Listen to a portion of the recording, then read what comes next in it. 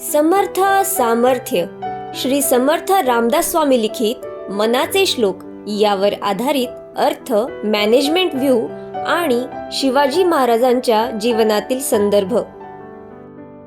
जय जय रघुवीर समर्थ. अति आदरे सर्वही नाम घोषे, गिरी कंदरी जाईजे दूरी दोषे, हरी तिष्ठतु तोषला नाम घोषे, निशेषे हरा मानसी राम पीसे. जय जय रघुवीर समर्थ. राम नामाचा घोष करा असे मागील श्लोकात देखील सांगितले. ह्याही श्लोकात रामदास स्वामी सांगत आहेत. घोष करणे म्हणजे मोठमोठ्याने ओरडून बोलणे नाही, स्पष्ट उच्चार करणे आणि नीट ऐकू येईल इतपत तरी मोठ्या आवाजात बोलणे.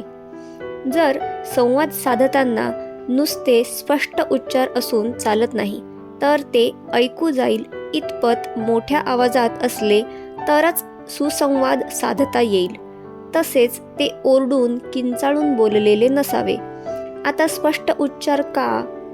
एकतर आपण भाषा हे संवाद साधण्यासाठी माध्यम वापरतो, तेच बिघडले तर संवाद योग्य साधता येईल का? दुसरे कारण, अनेक श्लोकातून रामदास स्वामी सांगत आहेत, मनाचा संवाद असतो तर वाणीने बोललेच पाहिजे असे कशाला? ते न बोलताही सांगितले जाऊ शकते. मग का बोलायचे आणि तेही स्पष्ट? कशाला एवढी उठाठेव? काय फरक पडतो? र ला ल म्हटलं तरी समजणाऱ्याला तर समजतच आहे, मग का स्पष्ट बोलण्यासाठी आग्रह? तर मूल जेव्हा भाषा शिकत असते तेव्हा अगदी लहान असताना ते तोंडाच्या हालचाली लक्षात घेते, पण ते ध्वनी निर्माण करू शकत नाही. मेंदू विचार करतो की हावभाव, तोंडाची हालचाल सगळं केलं तरी मोठ्यांसारखा ध्वनी का येत नाही? अजून अक्षर ही संकल्पना नाही. त्यांच्यासाठी ते फक्त वेगळे वेगळे ध्वनी आहेत. मग ते स्नायूंच्या साहाय्याने हवेचा जोर फेकण्याची कला स्वतःच प्रयत्नातून शिकते. काय केल्यावर कोणते अक्षर ध्वनी येतो हे प्रयत्नपूर्वक अभ्यासते. ह्यात अनेक स्नायू आणि मेंदू कार्यान्वित होतात. आता प्रश्न हा की सगळे देव समान आहेत असं सांगतात, मग राम नामच का घ्यावे? हरी नामच का घ्यावे? विठ्ठल कधी म्हणावे? जसा आजार तसे औषध उपचार. पण जेव्हा आजार नसेल तेव्हा योग्य आहार. तसेच एका सर्वेक्षणात सांगितले की काही आजारांचे प्रमाण भारतात कमी आढळते. तर ह्याचे एक कारण त्यांचे प्रत्येक शब्द स्पष्ट उच्चारणे आहे. त्यातही र ह्या शब्दाच्या उच्चाराने शरीरातील प्रतिकार क्षमता वाढते. ह्या सर्वेक्षणाचा खरा खोटा भाग सोडून द्या, पण जर आपले आरोग्य सुदृढ होण्यासाठी स्पष्ट बोलणे हा उपाय असेल तर किती सोपा आहे. आणि ह्यात झाला तर फायदाच आहे, नुकसान तर नाही. तसेच एका सर्वेनुसार विठ्ठल विठ्ठल म्हटल्याने बीपीचा त्रास कमी होतो.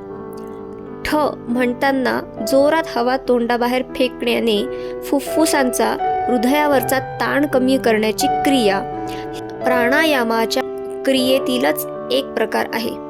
सहज सोप्या पद्धतीने विठ्ठलाच्या नामाने प्राणायाम क्रिया घराघरात संतांनी पोहोचवली. तसेच रामनामाचेही आहे. अनेक रोगांचे विषाणू मारण्याची ताकद र अक्षर शरीराला देते.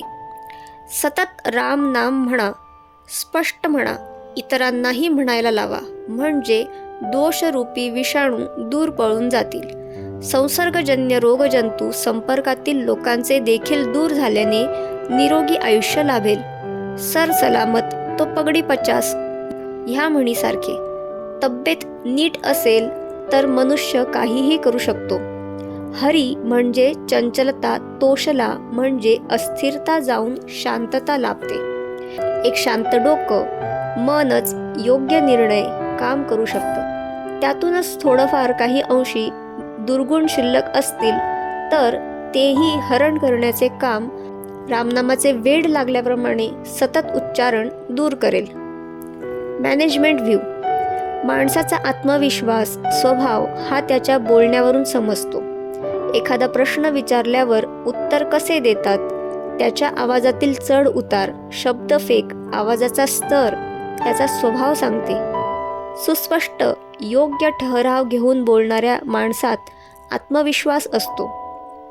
मोठमोठ्याने बोलणारी माणसं गरजेल तो बरसेल का अशा प्रकारात येतात. त्यांचे मन चंचल असते. खूप काय काय करायचे असते त्यांना. अशी माणसे कल्पनांची खाण असतात. अनेक कल्पना त्यांच्याकडे असतात, पण ते कोणतंही काम पूर्णत्वाला नेण्याची क्षमता कमी असते. अस्पष्ट, तोंडातल्या तोंडात पुटपुटल्यासारखे बोलणारे लोक धूर्त स्वभावाचे असतात. काम करतात, पण त्यांचा नक्की अंदाज बांधता येत नाही. कधी ते काम पूर्ण करतीलही, कधी करणारही नाही. साधारणपणे थोडे आळशी आणि स्वतःचा फायदा पाहणारे असतात. हे लोक उत्तम सल्लागार असतात. अजूनही बरेच आवाजावरून माणसे पारखण्याचे प्रकार आहेत, पण ह्या सगळ्यांवर परिस्थिती आणि संस्कार ह्याचाही परिणाम होतो.